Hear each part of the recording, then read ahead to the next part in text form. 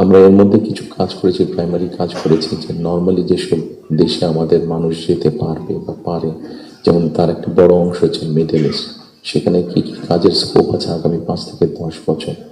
একটি বড় মার্কেট হচ্ছে মানুষ যাবার জন্য, দেশ থেকে স্কিল শ্রমিক যাওয়ার মতন একটি বড় মার্কেট আস্তে আস্তে তৈরি হচ্ছে জাপানে, আস্তে আস্তে তৈরি হচ্ছে ইউরোপে, ইভেন চায়নাতেও তৈরি হচ্ছে।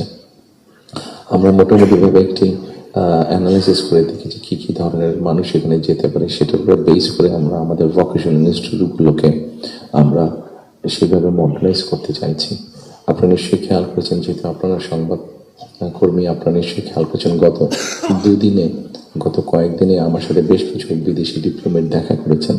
ওনাদের মধ্যে যে সকল দেশগুলো এই ভোকেশনাল এবং টেকনিক্যাল ইনস্টিটিউশনে ওনারা অনেক ডেভেলপ, তাদেরকে আমরা বলেছি যে আপনাদেরকে এই সাহায্যগুলো সহযোগিতা করতে হবে। ওনারা খুশি মনে আমাদেরকে বলেছেন যে ওনারা এই ব্যাপারে সহযোগিতা করবেন।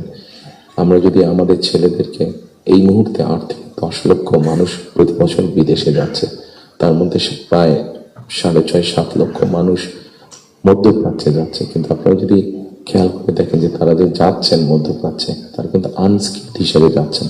তাদেরকে যদি আমরা কিছুটা ভাষা শিখিয়ে দিতে পারি এবং সেখানে যেই কাজগুলো তারা যাচ্ছেন সেগুলো আমরা মিনিমাম ট্রেনিং দিয়ে দিতে পারি, তাহলে কিন্তু গিয়ে তারা ওখানে বেটার করতে সক্ষম হবেন।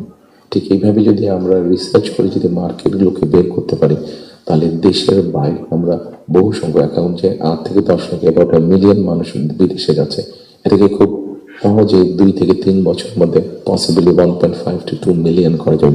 15 থেকে 20 লক্ষ মানুষ করা যাবে।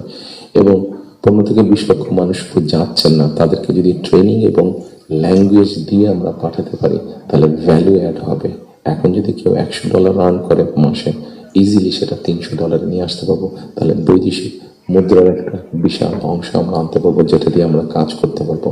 আপনারা যেরকম বিভিন্ন বিষয় উল্লেখ করেছেন, বিভিন্ন দাবি দেওয়া, সেই জিনিসগুলো আমরা পূরণ করতে পারবো।